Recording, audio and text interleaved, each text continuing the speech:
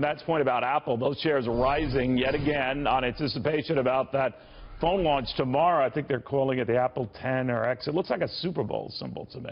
Anyway, Fortune assistant managing editor Adam Lashinsky, very close to Apple parties, and of course had a chance to talk to Tim Cook and others. What is your sense about tomorrow's announcement, Adam? I mean, this is a stock many could argue is priced for perfection, and no disappointments in that announcement. So this phone has got to deliver the goods. Changes to the iWatch to make it even friendlier to consumers. That's got to be good. What are you anticipating?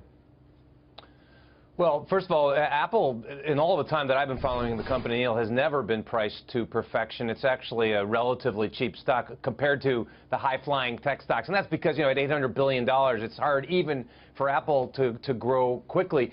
I think the big news today is that, you know, news leaked that Apple's going to price this phone at $1,000 without any subsidies.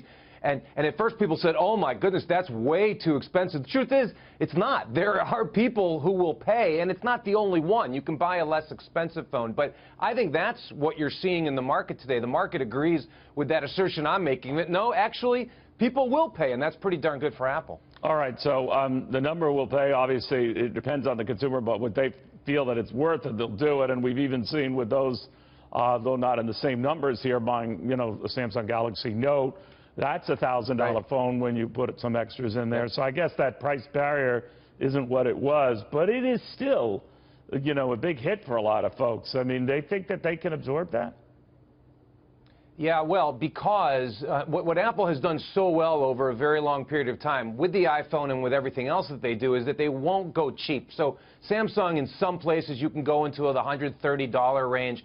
You can't do that with an Apple phone. So I don't think anyone expects them to sell, you know, tens of millions of these $1,000 phones. They don't have to. They need to sell just enough to establish the high price point, Neil, and then hit their sweet spot, which is $200 to $300 less, which is still a lot of money, but far more within reach. Do you think they manufacture these shortages where you have to wait and wait and wait, and all of a sudden it's like this pent-up demand? I always get cynical about that. For the newest phone, I mean, what they've done for years is, do they manage in what you know, obsolescence? Absolutely. You need a new one. And they made this mistake with the iPad, by the way. It lasts a long time. The iPhone doesn't last a long time. What I do believe is that when they bring out their newest phones, it's very hard for them to get it right, profoundly hard for them to get it right. So they can't do large volumes as quickly as they would like, and that's why they only aim for selling a relatively small number. Then as it's in the market for a year or so, they get better and better. The yields get better and better in the manufacturing. Gotcha. Now, meanwhile, it doesn't get as much press attention, maybe it should, that they're going to bring the watch up to speed so that you might not need a phone sort of, you know, almost chained to it to be effective, right?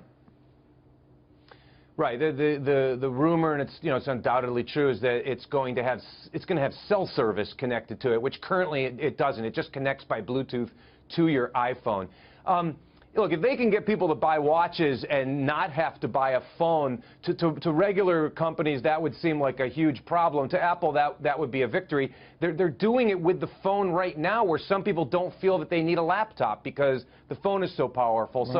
This is one of Apple's hallmarks. They'll take it any way they can get it, Neil.